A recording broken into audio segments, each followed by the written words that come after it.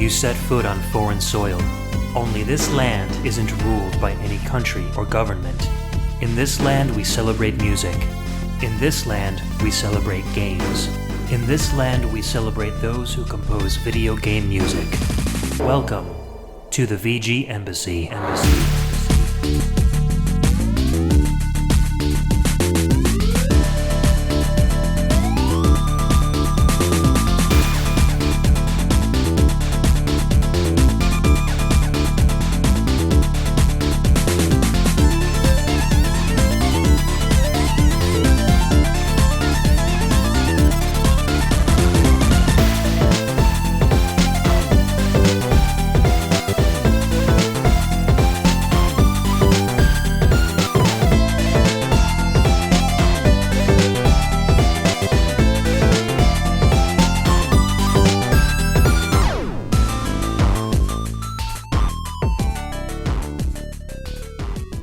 Welcome and thanks for tuning in to another episode of the VGMbassy. This is a show centered around video game music and the amazing online community of fans and podcasters that enjoy it. My name's Ed, and on each episode I'll take the role of Prime VGM Minister and invite a guest VG Ambassador onto the show to share with us their own video game music culture. Or I may share a part of my culture on a solo show. So, today we have a super duper fun show going on. So I have basically two hobbies in my life. One is video game music, and the other one is bowling. And I've been bowling once a week for a really long time. And me and my buddy John Jekel, aka Mixxmaster, were chatting. I forget whether it was on Facebook or Discord at one point, but we both realized that we both really enjoy bowling. And so we started talking about doing a VGMbassy episode around bowling video games and bowling video game music. So John is with me today as my, I guess, bowling VG ambassador. Yes. How are you, John? Welcome to the show. Thank you for having me, Ed. I'm so happy to be on. This is, this is like a dream come true. I'm still kind of new to podcasting, so the excitement could exude from me here for a while.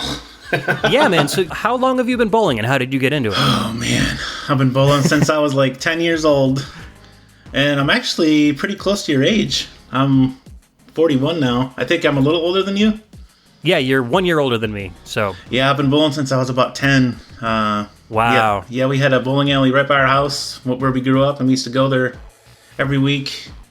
And, you know, they had before they had the computers for scoring. Mm-hmm. So growing up, I'd go there, starting in middle school, I'd score like tournaments, you know, for people. And cool. I'd get tips and stuff. And, you know, it was really fun. And then, you know, from there, I just started bowling. Well, it was after that, but I started bowling when I was 10. It's like I take out my aggression. It's fun to hang out with the guys, have a few drinks.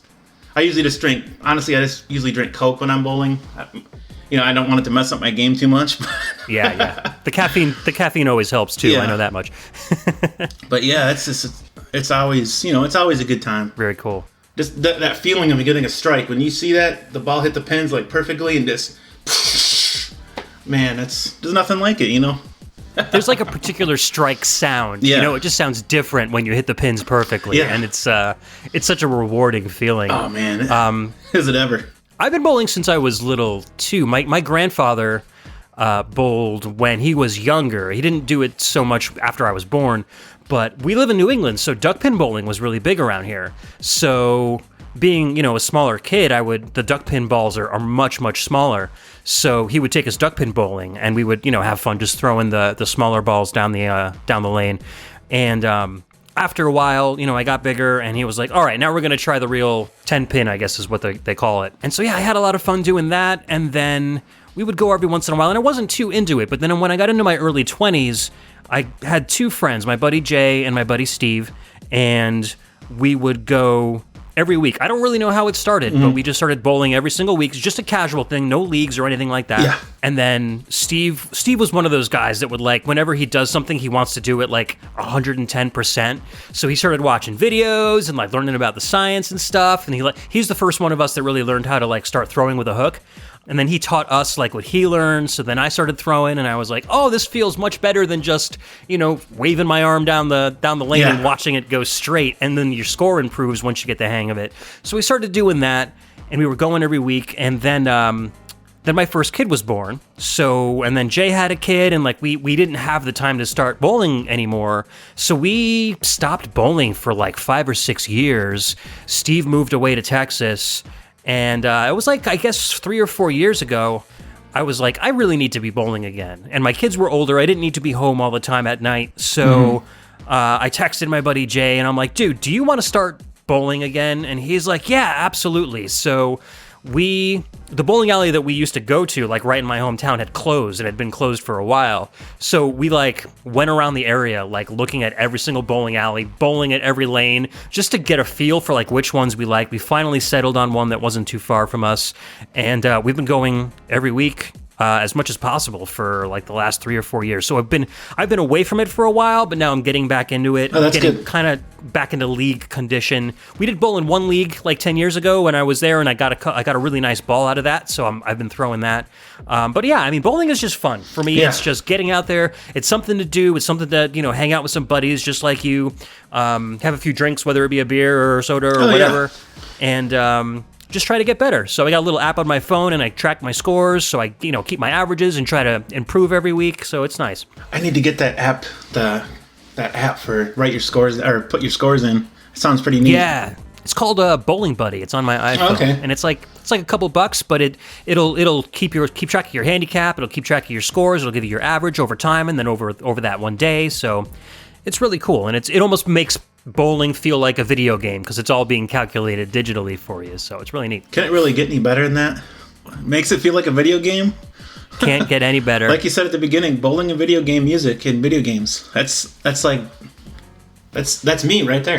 It's blending the best of all worlds together. So, Speaking of bowling and video games, what do you say we get into our first track of the night? Sounds good. Let's do it. All right. So, I have a feeling many people are familiar with this first title. Maybe not so much some of the titles that we're going to be talking, but we're going to start off with something everybody knows. That's right.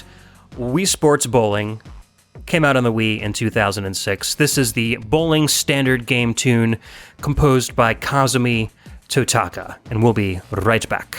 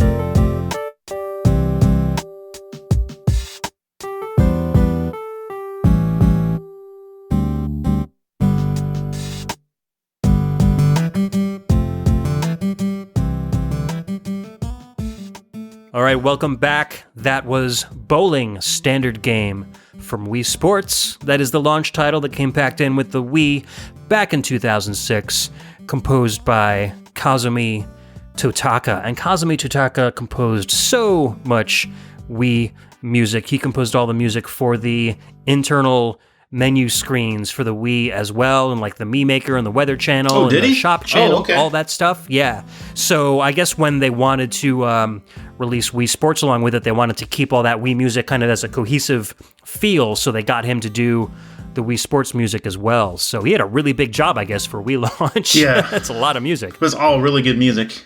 I'm going through all those menus. Yeah, they were great. The Shop Channel was always my favorite. It just felt like you were like that old 50s samba style tune. It was so great. Scrolling through, looking at the games and hearing that music. Oh yeah. Yep.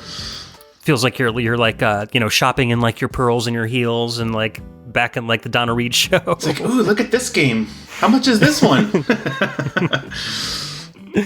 Wii points, what are those? Yeah.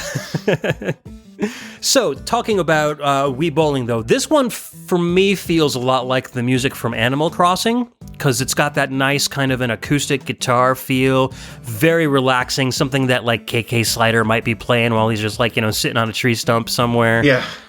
This is a great song because Wii Bowling was kind of like what they really promoted when they wanted to show off the Wii as being a family-friendly machine.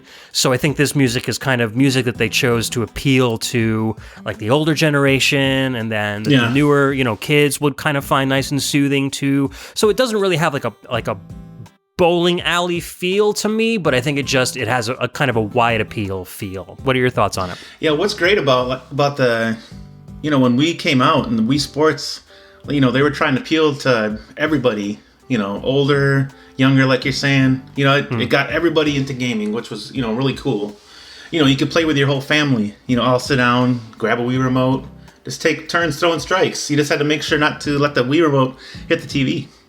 Had to keep those Wii straps strapped to your hand there. Yep, I was honestly, and I will kid you not, I was a victim of a Wii controller being thrown into the TV. It happened to me. No, it never happened. My buddy Steve that I was just talking about, he and his girlfriend were over for New Year's. I think New Year's 2007 into 2008, something like that. She was a big bowler too. Actually, that's probably how Steve started bowling himself. But she was a pro duckpin bowler. Still is, actually. She's really good at duckpin. But anyways, we were playing Wii bowling, having a blast. It was like 11:30, counting down to the new year. She bowled. She wasn't wearing the wrist strap. Her hand hit her glass in front of her, like that had beer in it. Oh no! So she hit the glass. She let go of the controller, and the beer glass and the controller go flying into the TV and completely shattered the screen. And we just looked at each other and we were like, man. oh my God! Totally not, like we weren't mad at her or anything. It was a total accident, but I was like, this is one of those things where like you see in the magazines or like the news reports, like, oh, controllers are being thrown in there. You're like, that will never happen to me. And then it totally happens. So I blame Wii Bowling for that. Did you guys switch the TV, or did you guys just call it a night on the gaming there? That's the only TV we had, so we had to call it a kibosh. But we eventually ended up getting a replacement TV, and we didn't make her pay for it or anything. We were nice, but she felt really badly. But we got a better TV out of the deal, so it was all good. But yeah, bowling. I mean, Wii Bowling is just the quintessential Wii game. Oh, yeah, like it introduced everybody to the motion controls. It's a great bowling game too. Like it's pretty simple, but the controls are so good that once you get your movement down, you can throw consistent strikes or consistent spare pickups all the time. And it's not like motion controls before this were like the Power Glove or like that U-Force or whatever it was. It's like you could do the same movement, but it would have a different result on the screen. And this really showed off how accurate the Wii remotes were, even before the Motion Plus came out. Yeah, I just could not believe you could stand up, move the Wii remote, and it'd be like you're really bowling. I was blown away when it came out. And this, creating your Mii, and then you start the game. There's different games in there, of course, but you say you start Wii bowling, and you see your guy there, and you might see your son's Mii behind you, or your wife's Mii. You're like, oh, okay, here we go. It's like you're really at the bowling alley. It did. It was really immersive. It was so cool. Yeah, very cool. So we are doing a little fun thing this episode. John and I have decided that we are going to give out some bowling scores for each of these entries that we have in our episode. And we're not using our standard numeric score system. We are using a 4-point system ranging from gutter for being bad, split for being just okay, spare for being pretty good, and then strike for being totally awesome. And we're going to rate each game based on its fun, its realism, and its soundtrack. So we're kind of go back and forth. So I'll give out my fun verdict first, and then we'll go over to John, and then I'll score realism, and we'll just go back and forth. So, I mean, for fun, this game is a strike. It's probably the most fun bowling game ever. If you haven't played this game, then you find somebody with a Wii or find somebody with a Wii U and go play Wii bowling. I can't really say much else than that. It's just super fun. What did you give it for fun? You have to go with a strike, of course. Absolutely. Yeah, we must. Yeah, I mean, have you guys ever had any more fun with the bowling game? Talking to the, VGM family out there, whoever's listening. Hope you guys have all played it. Like Ed said. I'd love to hear some fun Wii bowling stories you guys have too. So now for realism, I'm going to give the game a spare because it does lack in like the real simulation style features like lane oil, ball selection, etc. But the ball is so reactive to your movements that it makes up for those shortcomings. So if the game weren't so reactive, I'd probably maybe have given it a split for realism, but because the feel of the game is so realistic, I'll give it an extra point for that. So a spare for realism. What about you, John? Yeah, I'd give it a spare as well. Yeah, it kind of stinks there's no other balls you can use. Like you're saying, there's no different oil patterns. But, when you start bowling, it's like you don't even think about it anymore. You're just concentrating on, your hand motion, what works the best. And, I mean, that's why I gave it a spare as well. Just lacking those few options. But I could see what they were going for, kind of showcasing the Wii, trying to make them as fun as possible. So, didn't want to get it into it too much. You know what I mean about exactly. Keep it fun, keep it simple, and man, was it fun. It still is. For sure. So soundtrack, I gave the game a spare too, because the game has good, pleasant music, but none of it's really mind-blowing. Like, I wouldn't be able to, hum you a lot of the tunes from Wii Sports if I had to. You know what I mean? It's there. It doesn't get in the way of anything, but it's not... It definitely doesn't deserve a strike, but I definitely wouldn't put it in the split category either. So right in the middle with a nice little spare. What about you? I'd have to give it a spare. It really works for the game. And, it's good to listen to outside of the game, but it's more of a soundtrack, where it just kind of almost blends into the game as you're playing. You know what I mean? Exactly. It really works for the game. It's like happy music. That's the main thing. You like the happy feeling you get just standing up and getting ready to bowl. And you didn't even have to stand up. You could sit down, do a little wrist motion. You could... Did you stand up when you bowled, Ed, at all times? The Wii bowling? Usually, yeah. I usually find that if I sit down, I start hitting the couch. Because I can't bowl without it. Bowling so much, I feel like I need to do the actual motion. So I usually take a step forward and then throw like I'm really throwing in a real alley, and it just makes the game more fun. And I tend to bowl better that way too. So yeah. But if you're disabled and if you can't walk, if you're in a wheelchair, you can easily bowl and get really good scores from a sitting position too. So they really made it accessible for everybody. Yeah, because all my friends are like, "Why are you standing up?" I'm like, because it's bowling. I got to get the full effect here. Right, exactly. They're all sitting down and flicking the wrist. I'm like, guys, come on. Stand up. Let's get into this. All right, so it looks like we pretty much met score for score here. We both gave it a strike for fun, spares for realism and soundtrack, which I feel is pretty accurate to the game. Let's move on to our next title. This is one that a lot of people might not know, but it's got a good soundtrack, although the game might not be that great. It's a track called River City, and this is from AMF Bowling Pinbusters. And this is the Wii version of the game. It came out on the DS and the Wii in 2007, and it's composed by Mark Pennock. We'll be right back.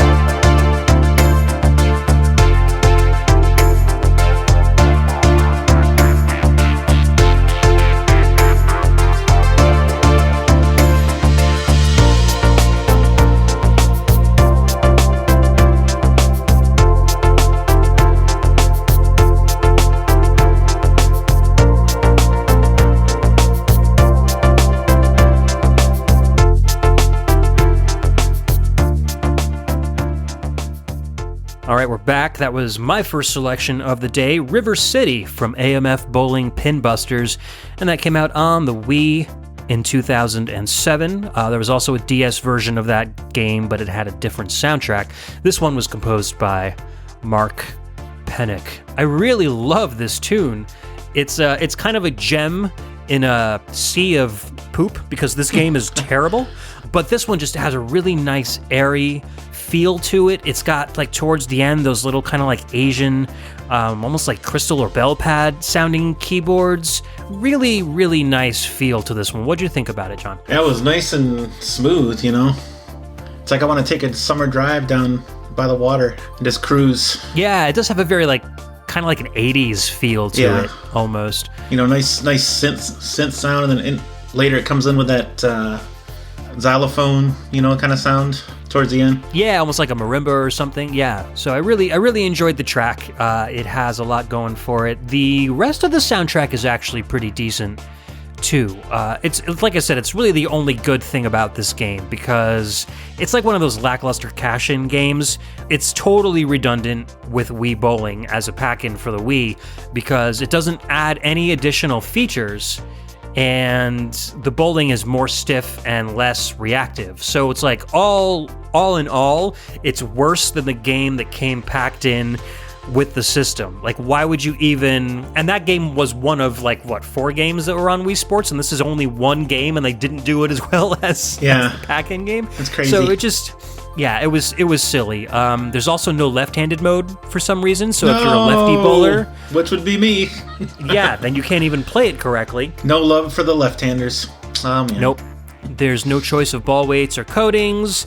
The players that you play as, there's 10 different players. They all have exactly the same abilities. They are really offensive stereotypes. You know, you've got your real ghetto person of color. You've got your, like, preppy cheerleader with, like, the big chest and the big butt. The Texas businessman. Like, they're all just, like, super one-dimensional characters. Yeah. There's only one unique mode in the game, and it's called pool mode. And so what happens is the ball that you bowl itself can't hit the pins. It passes right through the pins.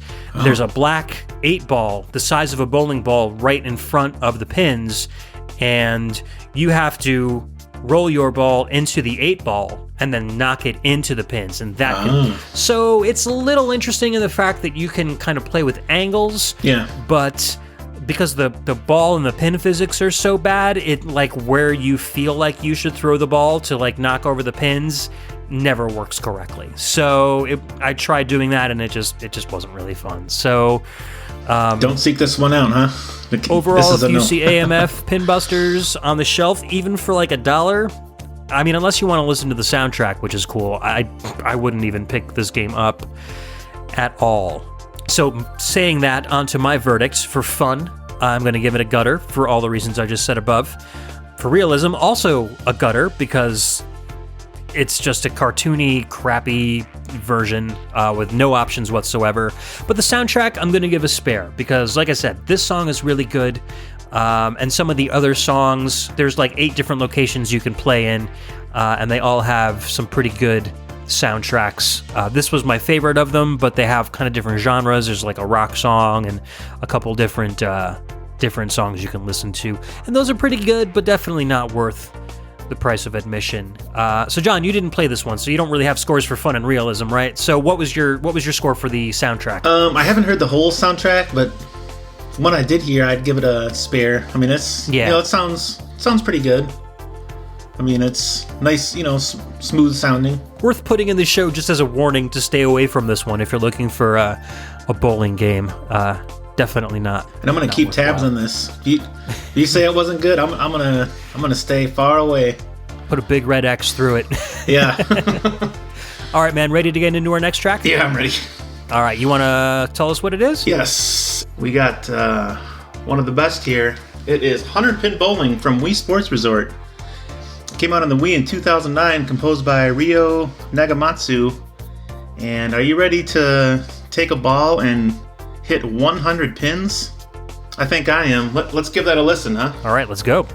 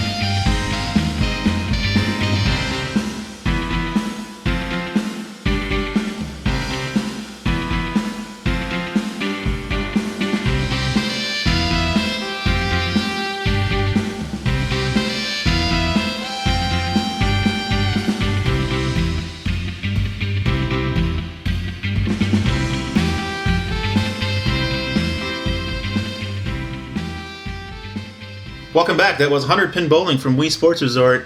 Came out for the Wii in 2009, composed by Ryo Nagamatsu. And hope you guys have played Wii Sports Resort, because, man, they added that Wii Motion Plus. You could get so much more action out of that, that Wii Remote. You could really add some hook to it.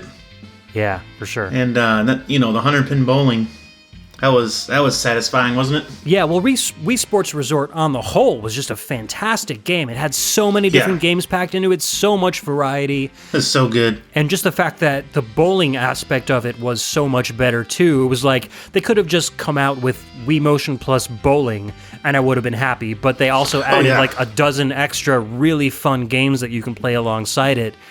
So it was like Wii Sports, and the fact that it came with a Motion Plus adapter, like, made the game worth every single penny. I really spent a lot of time on Wii Sports Resort. Yeah, me too. This is the version that Logan and I play all the time. 100 Pin Bowling is his favorite game to play, and he's gotten really, really good at it. He's come up with his own techniques for getting as many pins as possible. So he's good, man. That's He'll good. bowl like a 1,500, consistently now. So yeah, what was the top score?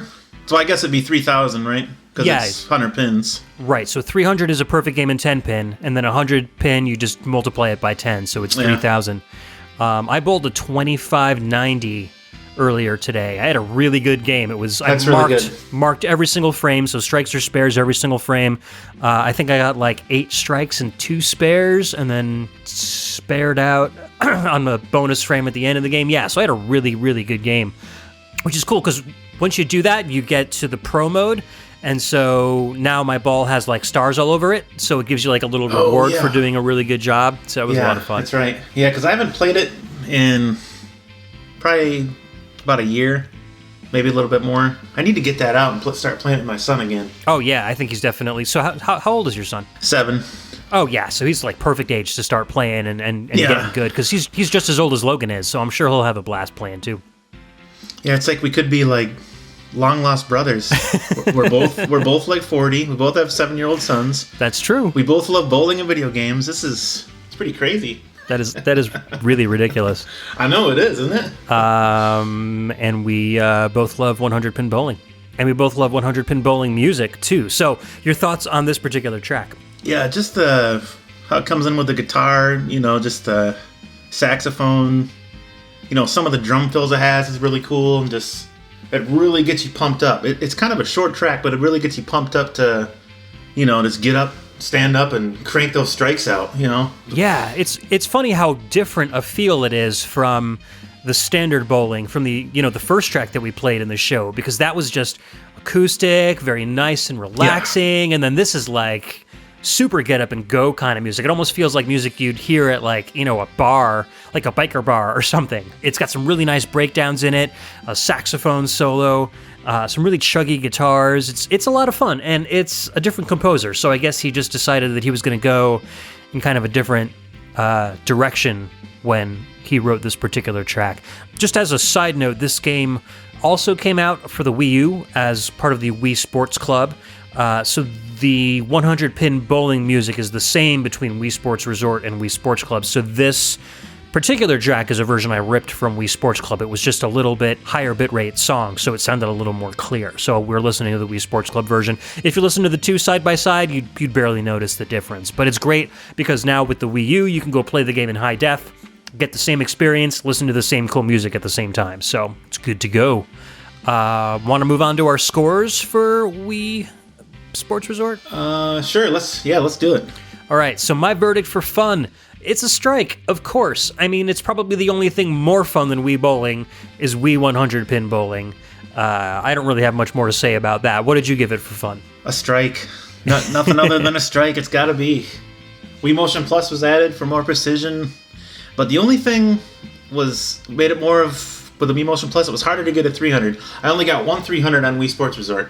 Oh, you know what? And I got 3 on Wii Sports. I've never compared the two. I've never really. I think it was a while between playing Wii Sports and then Wii Sports Resort, so I never really thought about what my average between the two is. But that's really interesting. I'll have to look back at my old scores from Wii Sports and see how they compare to the Resort version. I've always found the resort version maybe a little easier, but maybe it's just the way I hook is a little more conducive to the Wii Motion Plus. I don't know. Yeah, Wii Sports is more of a simpler throw. It's kind of easier to get down. Yeah. I guess Wii Sports Resort, I was kind of giving it more action in the wrist there, but I had a pretty good hook going on. Yeah, I can get a really good hook going on too. So makes me want to play it right now, man. I know it's too bad we can't play it online. We would have a ball playing against each other. That'd be great. Yeah. We could do team bowls. We can each get our sons, and then we'd have a 4-player mode going on. That would be really sweet. Just think if I had league play. Could be on a league together. We could do a nightly or a weekly Wii Sports Resort bowling. But anyways, that brings us into our realism. And for realism, I gave it a split because A, it's 100 pin bowling. It's not realistic at all. And for all the reasons that, Wii Sports bowling isn't realistic. You don't have ball weights or oil or anything like that. But, in my notes I wrote, yeah, it's unrealistic, but who cares how realistic it is when it's this freaking fun? So even though it's a split, it shouldn't deter you from playing the game because the fun is a strike. So what about you, John? What'd you give it? I had to give it a spare because they added the Wii Motion Plus and with just hooking the ball, it just seemed that option to me was that they added it was just so it just seemed so much better. So I couldn't give it a worse score than that. Yeah, no, I don't blame you. Yeah, just about the most real you can get to real bowling in a video game. Yeah, I'm trying to think of other games right now, and this is the one right here. Yeah, they did do a bowling game as part of the, what is it called? Move Sports or Sports Champions on the PlayStation 3 that you can use those Move controllers with. And that was actually pretty good, but it's still... I never played that one. Yeah, it still wasn't as good as Wii Sports, so I think Wii Sports still holds the championship for best bowling game ever. Let's see, for soundtrack, I gave this one a split just because this track is so short. It's only about a minute long, and when Logan and I play 100-pin bowling, we do marathon sessions, and we'll play probably 5 or 6 games, and after that 5th or 6th game, this 1 minute loop gets to be just a little bit too repetitive. Yeah, so, I know what you mean. Especially if you play, like you're saying, multiple games in succession. Yeah, exactly. If they had made it maybe a 2 or 3 minute loop and added in a couple different parts, maybe a piano solo along with the saxophone solo, it maybe would break it up a little bit. But maybe they weren't really didn't really have that in mind when they wrote the original song. That people were going to be playing it so much. So what did you give it for the soundtrack? I'm in between a split and spare. I mean, the track sounds pretty good, so I'd probably give it a spare. I mean, it could be longer. Yeah. I'm on the low end of the spare going into a split. If that makes sense. So it's like picking up a split spare, basically. Yeah, pretty much. Which is hard to do in and of itself. So that pretty much wraps it up for 100-pin bowling. Let's move on to our next track. So my second pick of the show is called Extra Games. Well, this isn't necessarily my pick. This is a guest pick from Emily, a.k.a. Keyglyph. When I told her I was doing a bowling episode with John, she was like, oh my God, you have to pick this track. Heck, it's one of my favorites. So, how am I going to... Thank you, Keyglyph. Yeah, how am I going to turn down Emily? So you can't, this is Extra Game. Yeah, exactly. This is Extra Games from Tiny Toon Adventures, Acme All-Stars. This came out on the Genesis, of course, it's an Emily pick, in 1994. This is composed by Masanori Auchi and Seiya Mirai. Be right back.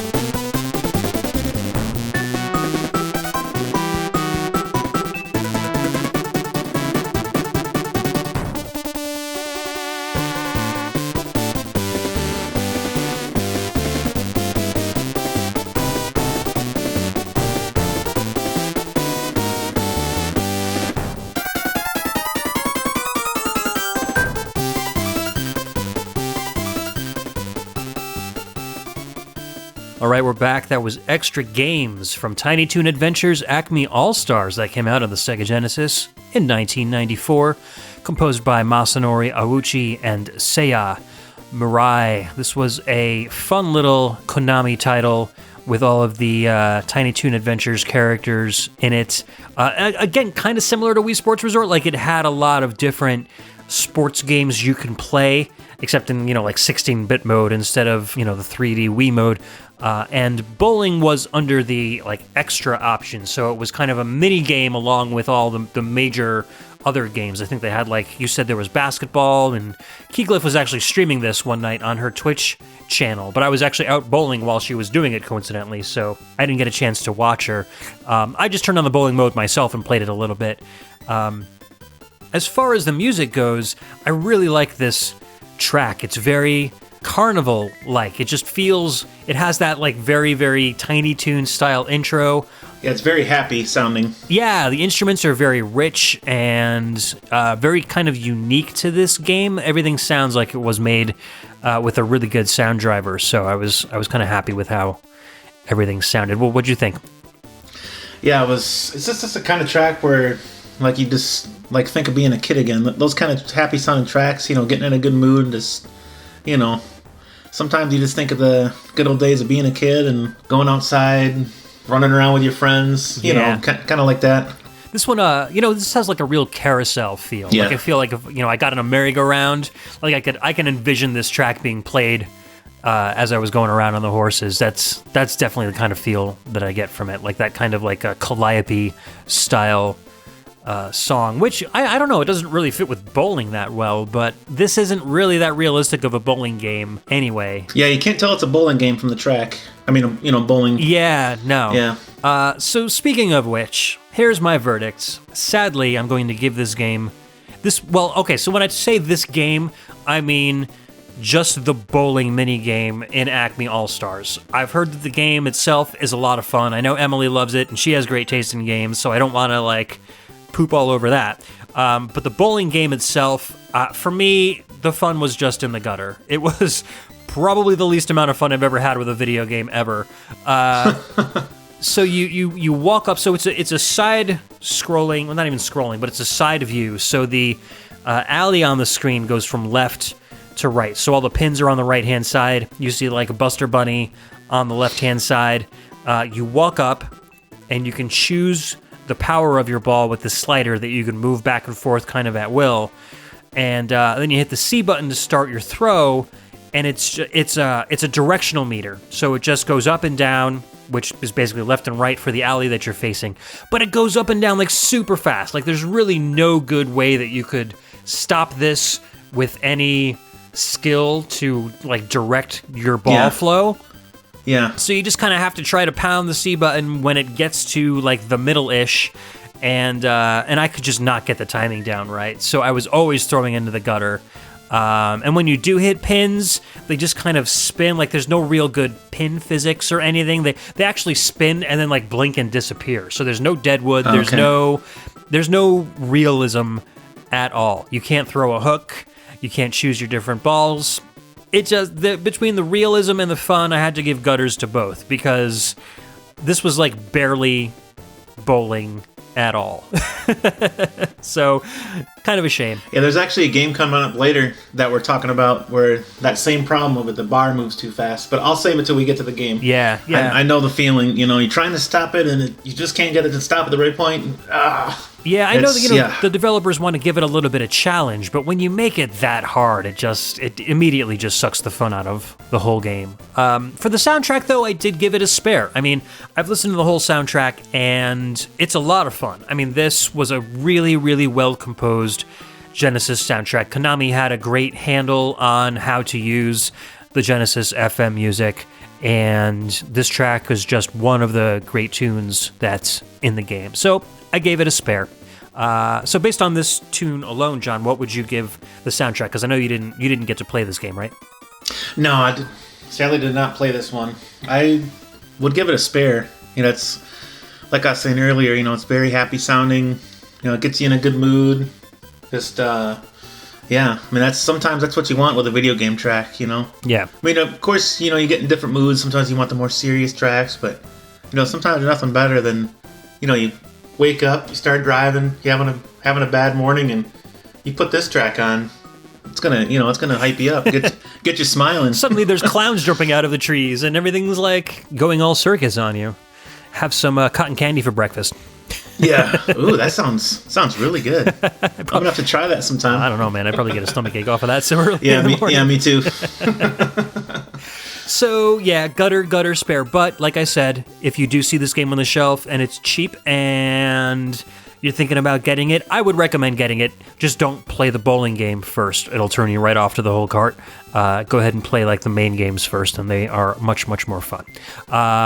Or if you can find it on Twitch, go back and watch Emily's playthrough. I don't know if she archived it or not, but it would be fun to go back and watch that to see what she thought of everything. I am ready to move on to our next track. Are you, sir? Yes, I am ready. All right, what you got for us? For my next pick here, it is Main Theme from PBA Bowling Challenge for iOS and Android.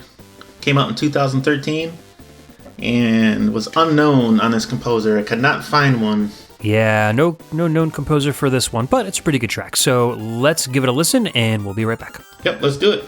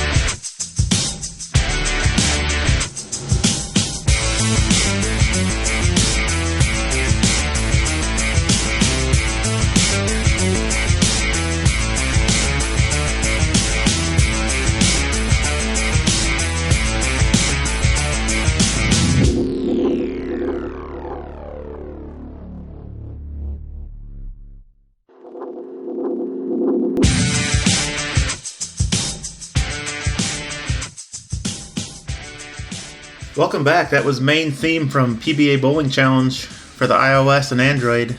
Came out in 2013. The composer was unknown. Mr. or Mrs. Unknown. Yes. Good track, though. I mean, this is a really rockin' tune. Gets you ready to start swiping the screen. I guess got you pumped up to bowl. You know, I had swipe controls, tilt controls, and what's good about this game, there was a ton of ball choices. Even though it got kind of crazy with what each ball did. You know, there was a turkey ball that garbled down the lane. There was a pig ball. You know, if you get a ham bone, which is 4 strikes, you unlock the pig ball that leaves a mud trail behind. That's pretty cool. There was so many balls in there. It made it really interesting. It's actually a really fun game. I was watching the trailer for it, and there's like a football ball. It feels like, and then you roll it down an alley, and the alley is grass. It was like a football field alley. That's kind of cool. It's pretty innovative stuff, I think. Not very realistic. Oh no! Like there's a fortune cookie that kind of rolls down, fortune cookie style. It looks exactly like a fortune cookie rolling down. That's hilarious. Rolling down the lane. Yeah, there's so many, but yeah, it's a really fun game. Try it out if you haven't. It's for Android or iOS. That's cool. And you were talking about you were able to play it on your Fire Stick, right? Yeah, I mostly played it on there. And with how the Fire Stick controller is, it's it can fit right in your hand. It's it's just really small, and I was cranking out so many 300s on there. It was insane. That's cool. I mean, I had probably like 40 of them or something. I don't even know. Holy cow! Like once I figured out like exactly where to put the ball, my average was like skyrocketed. I've never done so good at a bowling game in my life. That's really awesome. I wish I could bowl this many 300s in real bowling. Yeah, I was trying it on my iPhone. I played just a little bit, maybe like a half an hour or so, and I found it really difficult with the touch controls. Like I was just trying to. I didn't really like figure out if there was any way to hook it. Like you could swipe up, but then you had to like tilt the actual phone if you wanted to bowl with any sort of a hook or a curve. Yeah. So that I found that really difficult to get used to because I would like, swipe up and then I'd have to like reposition my hand to be able to tilt it correctly. So I thought that was a little annoying. Yeah, I can't do the tilt controls. Yeah. Yeah, I just like it kind of makes you dizzy, like tilting it Yeah, back and exactly. forth, and like the screen for me cannot move. I just Right. That's a big no. Yeah. But sounds like once you get more into it and you play more and earn more options, and it starts to become a little more fun because then you've got a lot of these really different balls and alley styles that you can play with. So for my verdict, just from what I played, I gave fun a split because you couldn't really see your bowler. The swipe and tilt controls just weren't doing it for me. I just felt like I wasn't really bowling at all. It felt like I was just kind of flicking my finger and watching a ball hit some pins, and I didn't really have any control over it. But maybe I just wasn't playing it correctly. So what did you give this one for fun, that you got a little more experience with it? Yeah, I gave it a spare. It's a pretty fun game. And I'll admit the swipe controls do get old a little fast.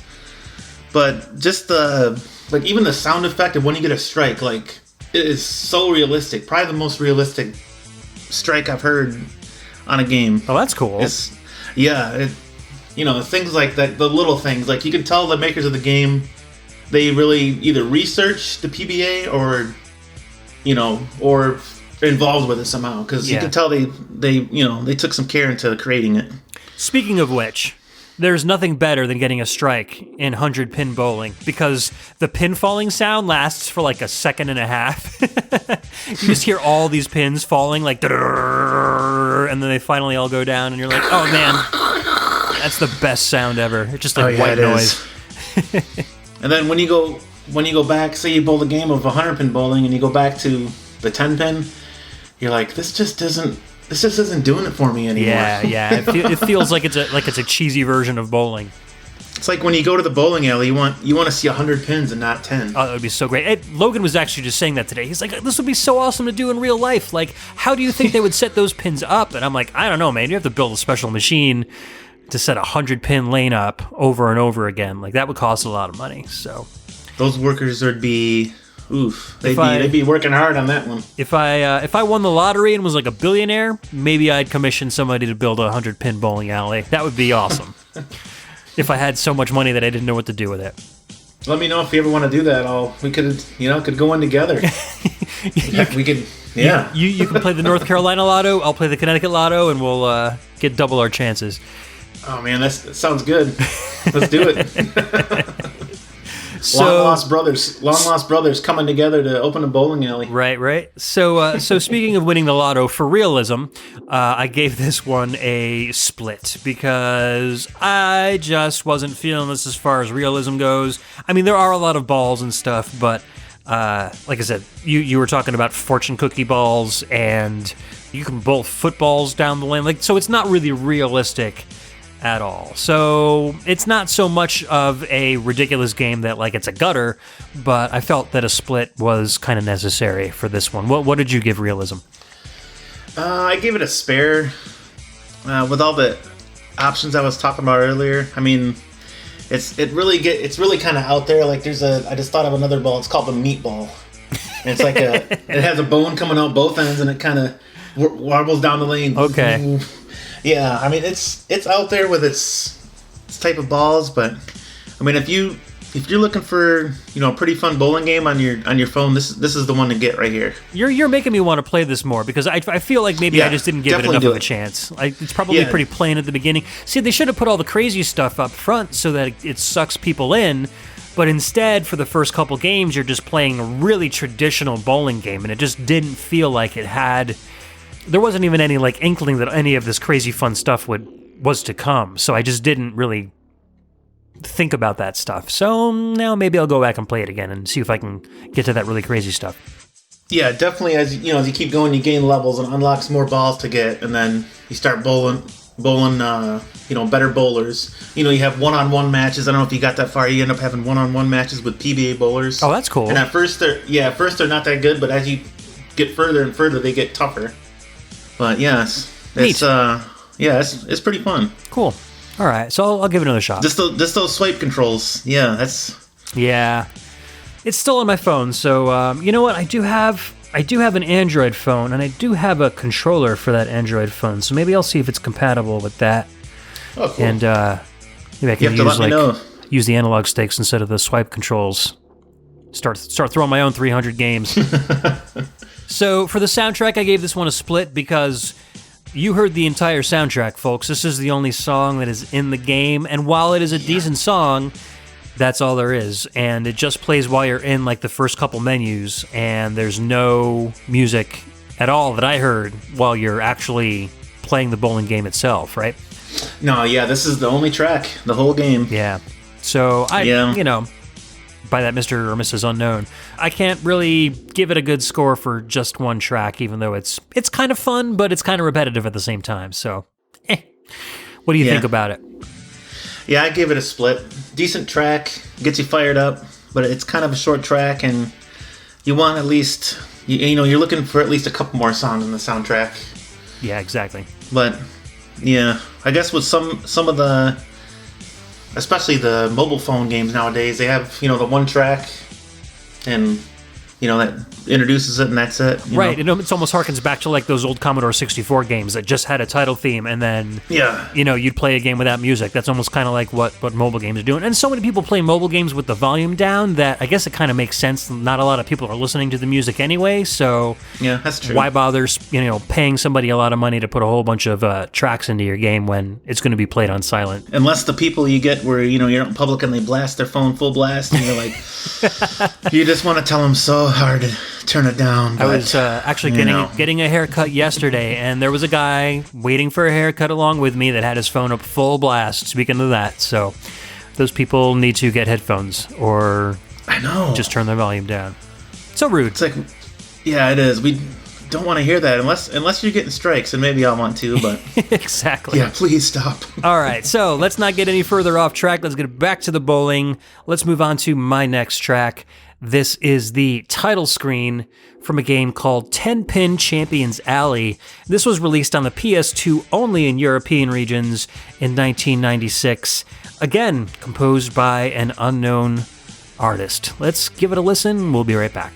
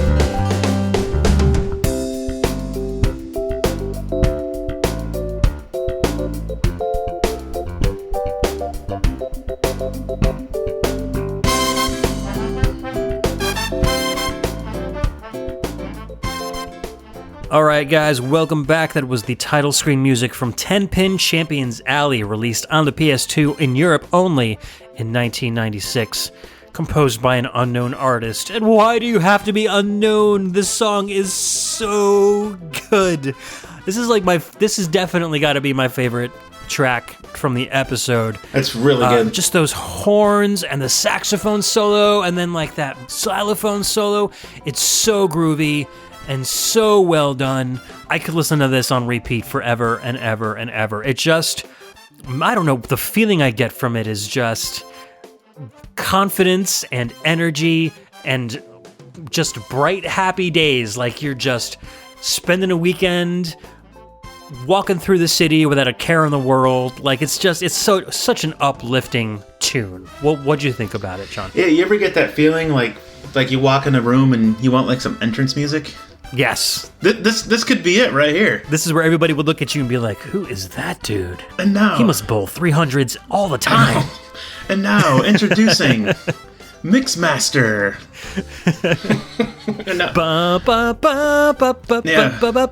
And you're just like doing little disco moves. You'd walk in and the music would start from the jukebox, you know? People would be like, what is that guy's name? I gotta meet this guy. He seems like he'd be so cool to hang out with. But yeah, the horns in this track, so good. Yeah, it's all live instrumentation. There's nothing synthetic about it. Yeah. You know, it's a shame that there's no credits because, like I said, I really wish that I knew who made this particular track, because I would go out and seek out a lot of their other stuff. It was hard to pick a track from this soundtrack to put in the show because it's all really good. So unfortunately, it's kind of hard to get the music from the game because it's not on YouTube, for one, and the game was only released in Europe, so you can't pick it up off the shelf if you live in the US to play it, so you kind of have to look at YouTube playthroughs or maybe find the CD image online and then rip the music out of that like I did. So yeah, thanks for sending me a rip of this so I could hear it in its, in all its glory. Yeah, if people are interested, I might rip the rest of the music and put it up online somewhere. Maybe make my own little YouTube playlist of it, because it's definitely worth hearing. But the game is not worth playing, huh? Well, the game is made by the same developers that made Pin Busters. You bastards. That second track that we played from the show, that was, the track was really good, but AMF Pin Busters was just terrible. Somehow, the guys that made this game got the license for AMF, and they made them make another bowling game. So this game is basically just like Pin Busters, but on the PS2. So including the offensive characters, the lackluster locations, the next to no options, stiff ball control. There's also no motion controls. So it's like the only redeeming quality that Pin Busters had, this one doesn't have. So there's literally no reason to play this game whatsoever. And you can't anyway if you live in the US. If you're in the UK and you see it on the shelf, definitely do not play it. And if you do, you will probably hate yourself forever. So I won't even have to worry about seeing this in a store then, huh? Yeah, no. It's just and the pin physics are bad. It's one of those games where the meters go up and down really fast, and even if you put the meter in the same place twice in a row, like bowl, what you think is going to be an identical throw, wildly different things still happen. So it's not consistent. The game just kind of does whatever it wants, and it's not worth playing. So for fun and realism, I give this one a gutter in both aspects. It's neither fun nor realistic. Soundtrack I gave a spare because there are some of the tracks on here that aren't as good as others. If I was grading it just based on this track by itself, it would get a strike for sure, because this is one of those hidden gems that I'm gonna put away in my best of, maybe for a VGMbassy down the line when I play my favorite tracks from all VGMbassy episodes. I'm gonna make sure this one gets put in it again because I just love it so much. Nice. So what'd you give this one for the soundtrack? Because I know you weren't able to play the game. Yeah, I wasn't able to play the game from just this track. I'd give it a spare.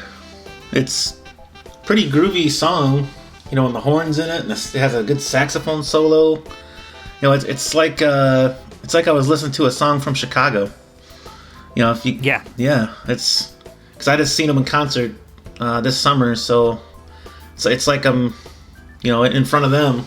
Nice horn section, saxophonists. Just didn't have any lyrics. Right, exactly. Yeah. So who knows where it came from, but I'd like to find more. So if anybody does happen to know who composed the music to 10-Pin Champions Alley, let me know, because I would really, really like to find that out. Let's move on to a game. So this is the third time in like 5 episodes, I think, that we've featured Super Monkey Ball on the show. Oh, really? Yeah, it's been on, it was on Logan's Marble episode, and then it was on the drum and bass episode that I did with Rob Nichols, and now we're playing it again. So it's really cool that this game fits into so many different themes. But anyways, what do we got coming up? Well, yeah, next up we got Monkey Bowling from Super Monkey Ball for the GameCube. Came out in 2001, composed by Hidenori Shoji. All right, let's monkey it up. All right, let's do it.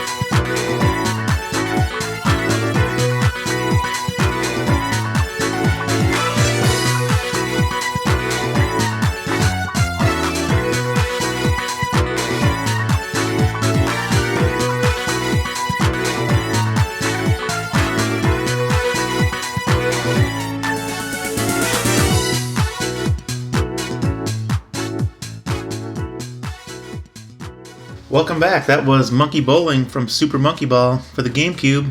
Came out in 2001. Composed by Hidenori Shoji. And how about that one, huh? Some good old monkey bowling. Monkey Bowling definitely carries a lot of nostalgia for me. It was one of those games where when I was like, I don't know, well, probably around 2001 when it was new.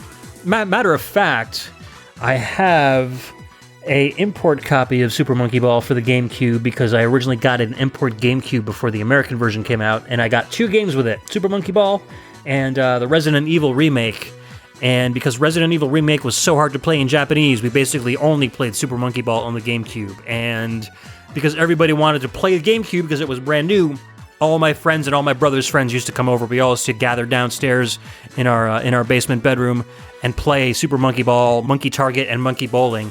So I have a lot of really good memories from playing this game. Yeah, I didn't play it much when it came out. Later on, I played it a little bit when I had a GameCube, and then I sold my GameCube for some reason. I don't know why. Shame, sir. I know, such a good system. It was so well made. Just to talk about it real quick. Just nice and compact.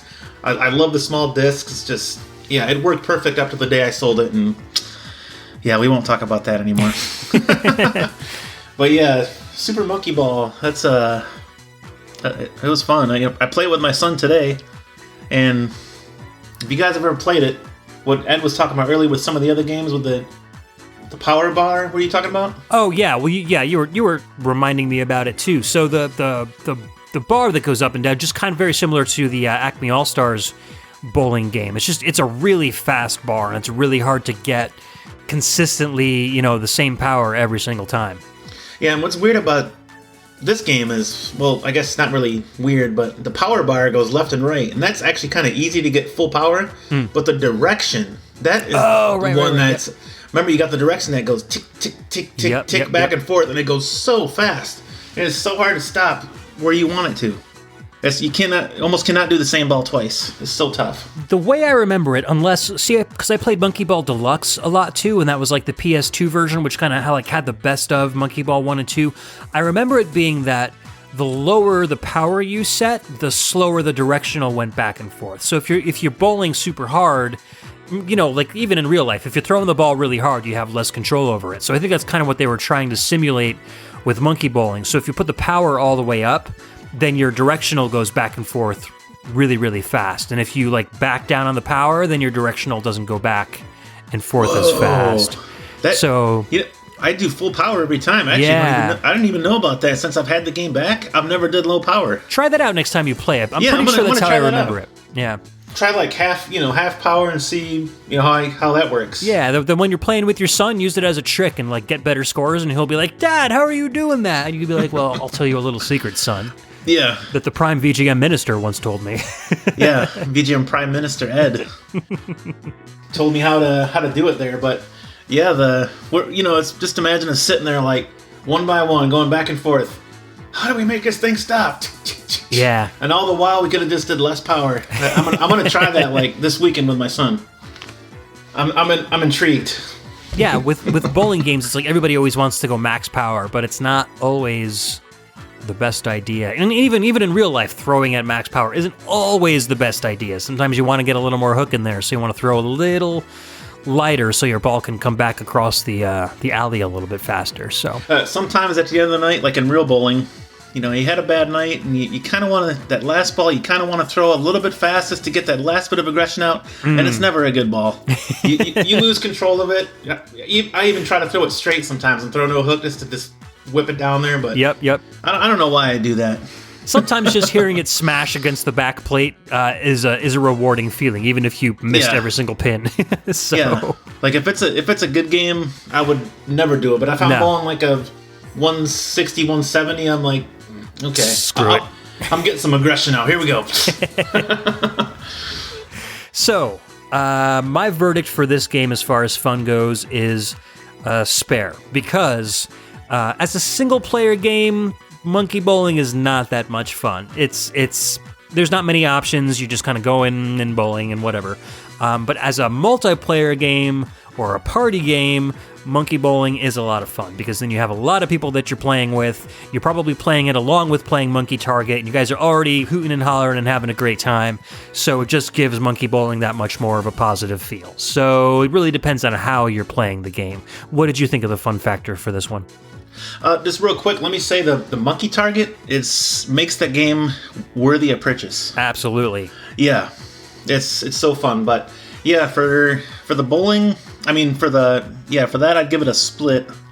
It gets annoying fairly quick. It's hard to get a good score, but like you're saying, less power can make it go slower. So I'm gonna give that a try, and maybe I'd move it up to a spare. Yeah, I'd really be curious to see if your score changed after figuring that out. Yeah, because it's so tough with that full power to make it go what you want it to do. Exactly. So for realism, gutter. You're a monkey in a ball rolling across like an alley that's suspended in the sky. There's nothing realistic about this game whatsoever. But again, it's one of those games where, just like Wii Bowling, you don't need to have realism if you're going to have a lot of fun. So they kind of cancel each other out in that respect. What's your verdict on the realism there, John? Yeah, realism have to be a gutter. I'd have to say the same. A monkey in a ball with bad controls and no options at all. Yeah. No thanks. Yeah, it's just sad that the game's actually pretty fun, but it's just the bowling is just not the most fun mini game in the game, Right. It's good for like a novelty, but it's not anything that I would like play over and over again to try to get really good at or anything like that. Yeah, not that it's terrible. It's definitely pretty fun, but if you're looking for a better bowling game out there, there's better options. For sure. I'd rather play Monkey Target over and over with my son. Yep. That's a great game. Yeah. I think Rob and I were actually talking about that. One of our favorite modes to play, both of us. So, but as far as soundtrack, you guys are already getting really familiar with the soundtrack from this game, because this is the third track we've played. You guys know, fun Sega electronic music. You really, really can't go wrong with that stuff. There's a lot of really cool drum and bass, some good techno. This is kind of just a fun electronic track. It has kind of like a pageantry, kind of like a parade-y kind of feel to it. It's a short loop. It's only about a minute long, but you're not going to be playing the bowling game for that long. You're probably going to be bouncing between a lot of different mini games, so it doesn't get as repetitive as if you're playing 5 straight games of 100-pin bowling or something like that. What's your take on the music? Yeah, I'd give it a spare overall. It's overall the soundtrack it's pretty decent. Yeah. But it's one of those. It's kind of like a Wii Sports kind of soundtrack where it's just kind of, it kind of does its job. While each game you're playing. Nice background music. Yeah, most of the heavy hitting music is in the actual Monkey Ball game itself. That's got the really good tunes. And then when you get into the mini games, they're a little more fluffy. I think they don't have as much substance to them as the regular game's music does. Yeah, the regular Monkey Ball game that's pretty tough as well. Once you get to higher levels, oof. Yeah. It gets brutal. Oh, I know. And Logan loves those kind of marble games, and he was getting frustrated, and he's really good at them. So that was one of those games where I was like, dude, you're getting pretty mad. Let's put the game down. We'll move on to something a little bit easier. So maybe he'll get good at it sooner or later. But anyways, I'd like to move on to our next track. This is probably one of the most obscure bowling games we're going to feature. This is Course 3 from a game called Rocket Bowl.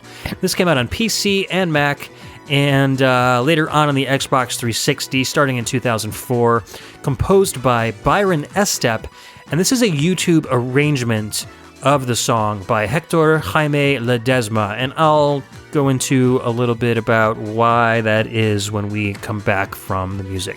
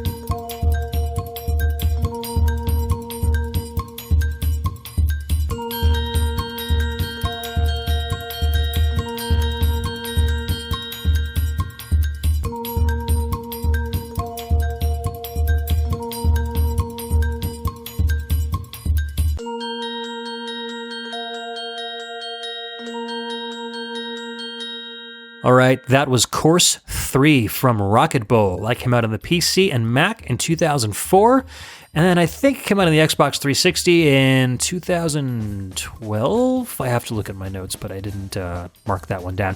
Anyways, it's a relatively different version with a different soundtrack that came out on the Xbox 360, so the version we're listening to is the PC and Mac specific soundtrack from 2004. This was composed by Byron Estep, and then arranged by YouTuber Hector Jaime Ledesma. And the reason I say arranged by a YouTuber, which sounds kind of interesting, is because the music files from this game on the PC, they're all separated. So they're all tiny little music files, like one little drum fill, one little xylophone lick, one little horn stab, and the game itself sequences all of the music files together to kind of play a song, but it kind of dynamically changes as you play. So what Hector Jaime Ledesma did is create his own arrangements that are very similar to what you might hear in Rocket Bowl, and then he uploaded the track to YouTube. So this is basically his arrangement of those music files in a way that you would hear them in the game. And it's a really good soundtrack, so I wanted to kind of, A, because it's kind of a unique way for a game to process music, and B, because it's a really unique take on a bowling game. I definitely wanted to put it in our bowling episode because it's got a whole bunch of unique things going for it. Have you heard anything about this game, John? No, not much, sadly. It's kind of like a cross between a marble game and a bowling game, with a little bit of mini golf thrown in. So you start off in this kind of large area, looks almost like a mini golf course, but you've got a bowling ball in front of you, and you pick your power and your direction, and you send the bowling ball off, and it goes up and down hills and around bends, and somewhere down towards the end of this course are 10 pins. And so you have to control the ball to get to the end and then knock down as many pins as possible, and then that's your score, and you get a couple tries to do that. So it's like bowling, but with kind of a mini golf aesthetic. And they call it Rocket Bowl because you have one rocket per turn, where you can kind of send the ball going in any direction super fast. Like it kind of gets rocket powered. Sounds pretty fun. Yeah, you want to wait until you're near like the 10 pins, and then turn your rocket boosters on and fly into the pins as hard as possible. So yeah, it's a lot of fun. It really reminds me of that Marble Blast Gold game from the Marble episode with Logan. It's got a very kind of smooth, simple feel to it that you can really easily kind of pick up. And I had a great time with it. So it's a game I didn't even know about until I was researching bowling games for this episode, and I'm really glad I found it. So it's one of those games that you can kind of like download for free because they're not selling it anymore. And it takes up just a few, megabytes worth of space on your computer. So yeah, it's easy to pick up and play, and really fun. So we'll have to look into it. Yeah. So as far as my verdict goes, for fun, I gave it a strike, just because I had a blast with it. It's a very unique take on bowling, and I don't think any other game has done anything similar to this. For realism, I gave it a gutter because it's nothing like real bowling whatsoever, except for the pins and the ball. It's really weird. We're getting this kind of trend of like having games that are like super, super fun, but really not realistic. I guess the less realistic a bowling game is, the more fun it is. And then for a soundtrack, I gave it a spare because it's really good music. It's nothing that's absolutely mind-blowing, but it has a lot of really cool arrangements, and every time you play the game, you hear a song in the same theme, but it's not always necessarily the same song because of the way that the computer kind of randomly arranges the music for you. So all in all, really cool game. Definitely recommend checking it out. What did you think about the music itself as far as your verdict goes?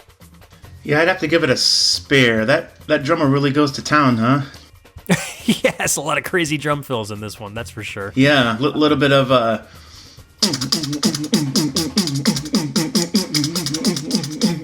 Ed's watching me mix right now, and he's laughing up as you're mixing it up. I had to put it in somewhere. I had to, That was actually a really good impression of that drummer going absolutely nuts too. So well done. And that's what we do on Mix and Mess.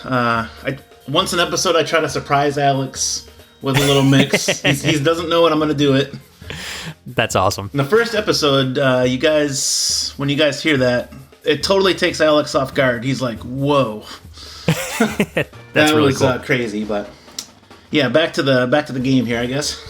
Yeah, so the game takes place kind of like in a retro 50s style aesthetic, so everything's kind of like feels like an old bowling alley from the 50s, but kind of like Fallout is, like the game Fallout, so it's got like futuristic tech, but like it would take place in like the 1950s, so there's retro-futuristic stuff, kind of like Jetsons style stuff. So it's a lot of cool to look at, a lot of fun to play, just kind of like one of those hidden computer gems that not a lot of people have heard of. So definitely recommend checking it out. I think you can probably Google it. You can probably find the download for it within like one or two of your search listings if you just Google search Rocket Bowl. So check it out. Yeah, I'll have to check it out. Yeah. So, we are heading towards the last few tracks of the show. John, what you got lined up for us next? All right, next up we got Practice from Super Bowling for the SNES. Came out in 1992. The composer is unknown. Those unknown composers. Yeah, and I'd like to give him credit because this one, it's something. Yeah. We got a nice bass line in it. You guys will see here. All right, let's check it out. Back in a bit.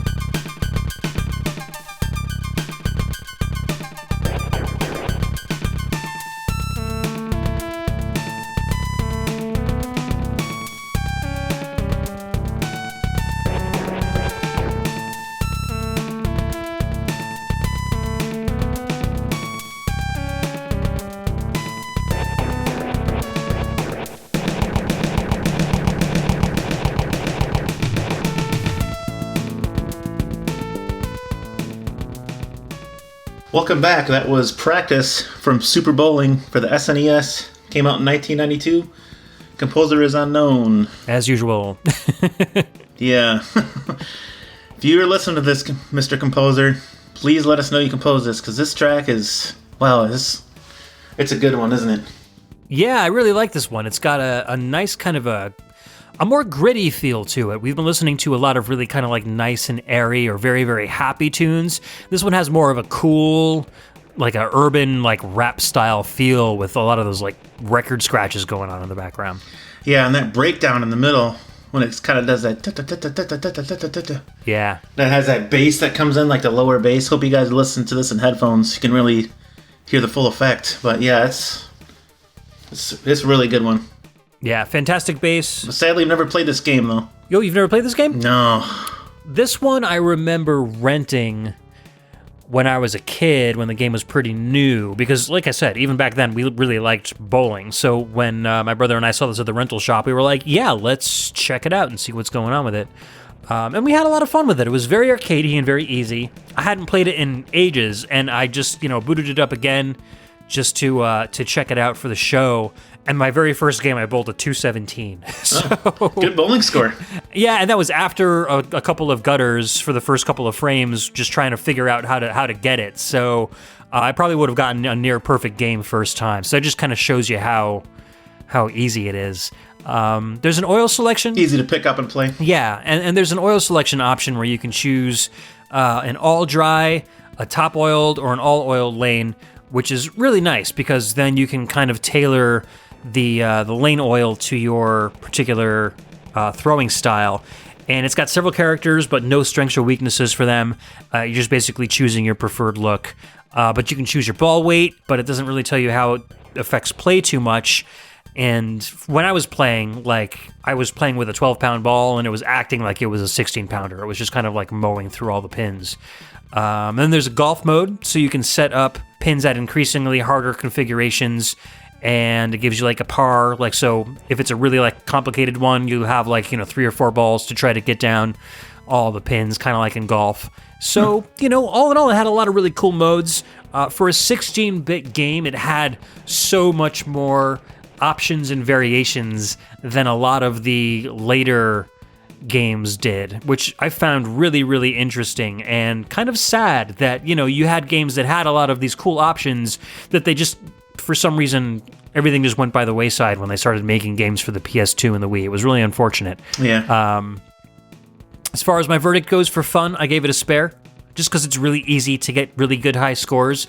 So, if a kid were to start playing, they'd probably be able to get really cool, really good scores right off the bat, and that would kind of pump them up a little bit and make them really happy about bowling.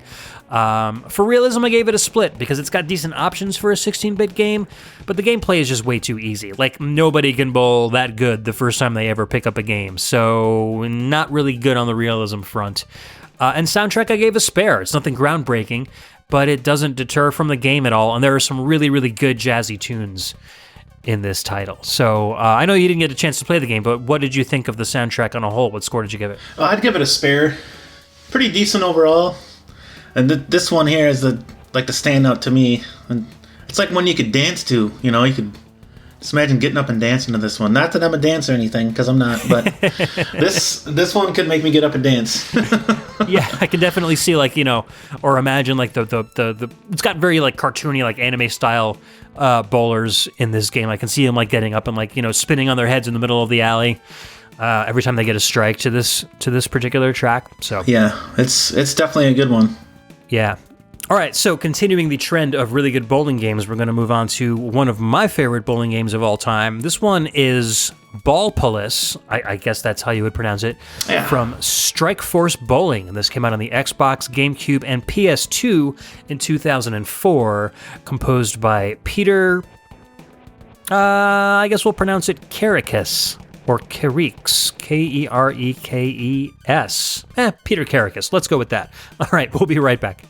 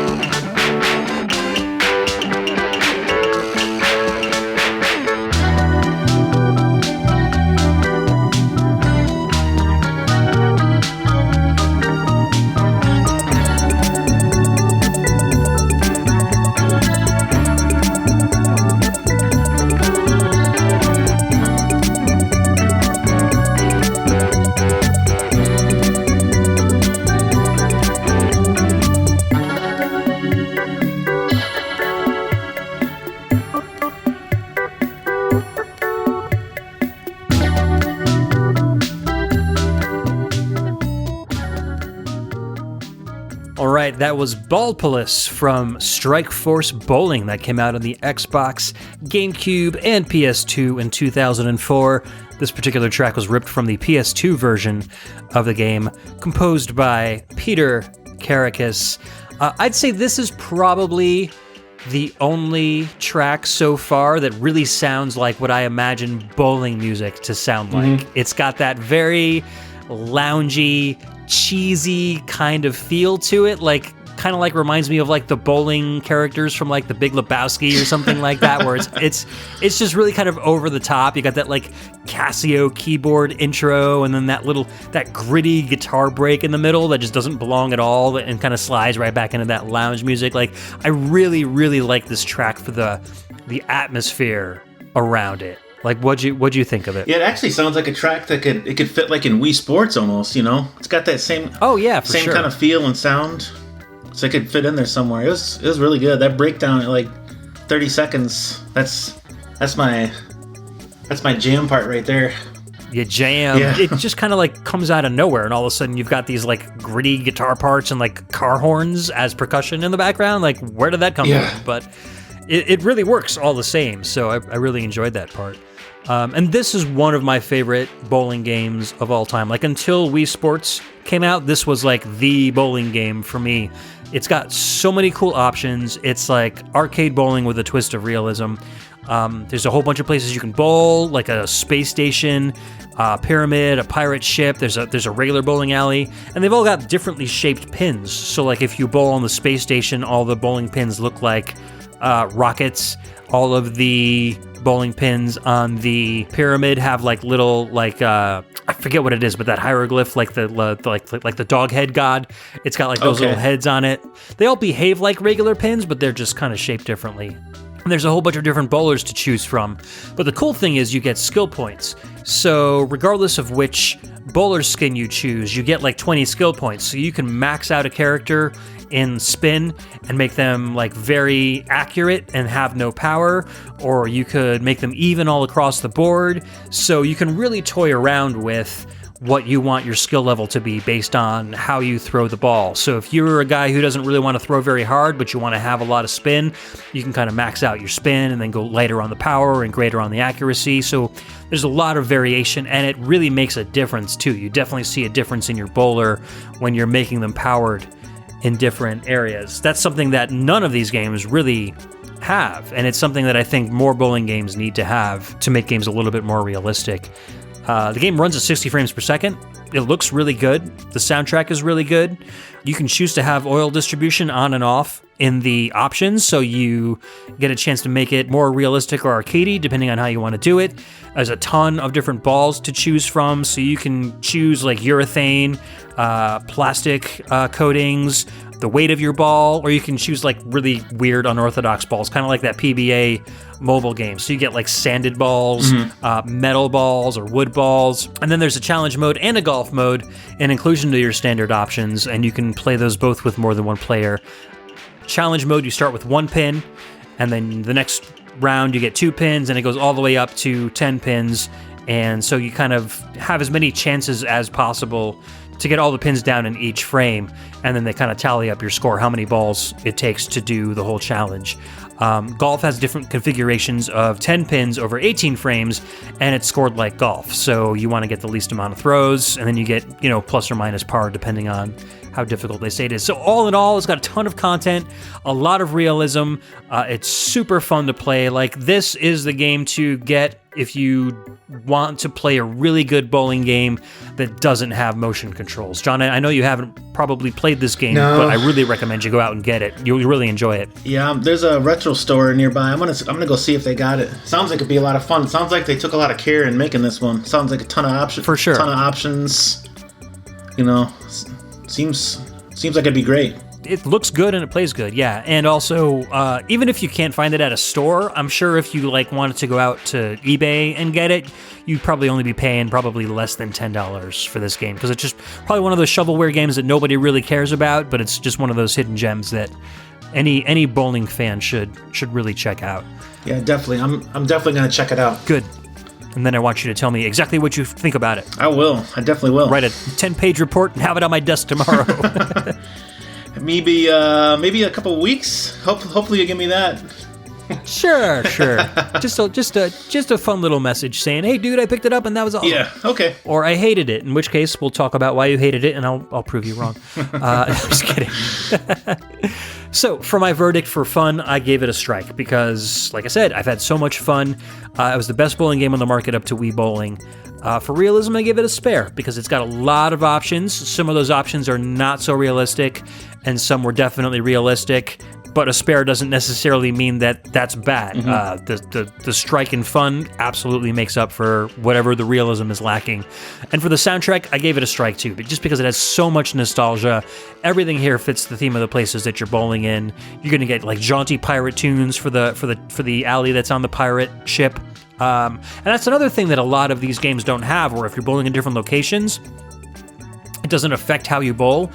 On the pirate ship, the alley swings left and right with the waves. So if your alley is tilted to the left while you're bowling, it's going to kind of make your ball lilt to the left a little bit or to the right. So it kind of adds to the challenge a little bit. You want to, change up your spin or change up your angle depending on which direction the ship is tilting at the time. So there's cool stuff like that.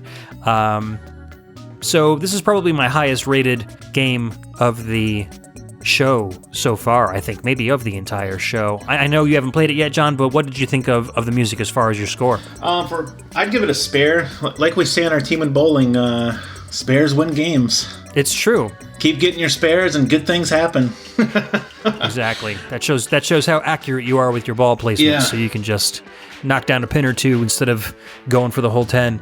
But yeah, I agree. Based on not having any nostalgia for it, I think a spare is definitely a fair verdict for this one. But it goes a lot of different places in a short time, Yeah, it has a lot of cool parts. Kind of going all over the place, but it sounds really neat. It sounds really good. Yeah. So I am excited for your next track. John, what you got for us for your last pick of the show? All right, we have title music from Championship Bowling on the Genesis. Came out in 1993, composed by Nakamichi? Nakamichi. I don't know why I said it like that. I think it's a pseudonym. It's not a real name or anything, so it's not a standard name. Yeah, but maybe that's what threw me off. Let's take a listen. We'll be right back.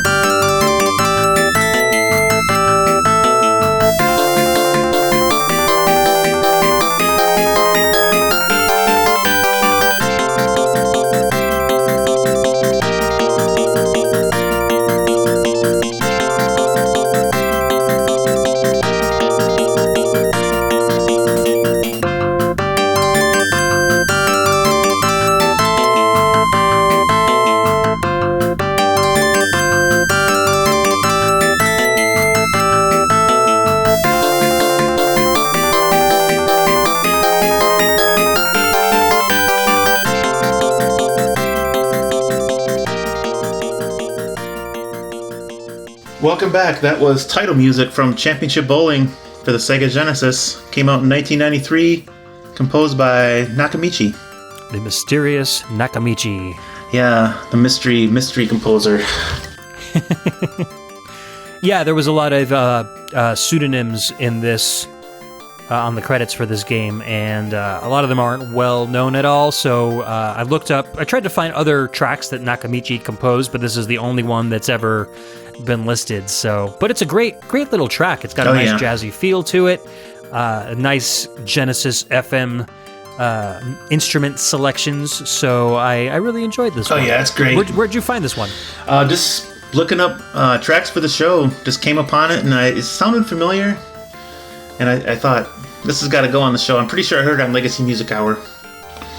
Yeah, and Legacy Music Hour did play a track from this one on episode 73, their jazz music, but it was the slow lane track, which I remember from Legacy Music Hour, because I was checking this game out to play it, and the slow lane music came on, and I was like, oh my god, I totally remember Brent went absolutely crazy over that track because it was just so smooth FM jazz, and he was like, "This is the best ever." I think it was one of those tracks that he referred to as totally bonk. Yeah. So it's definitely that. Yeah, it's bonk.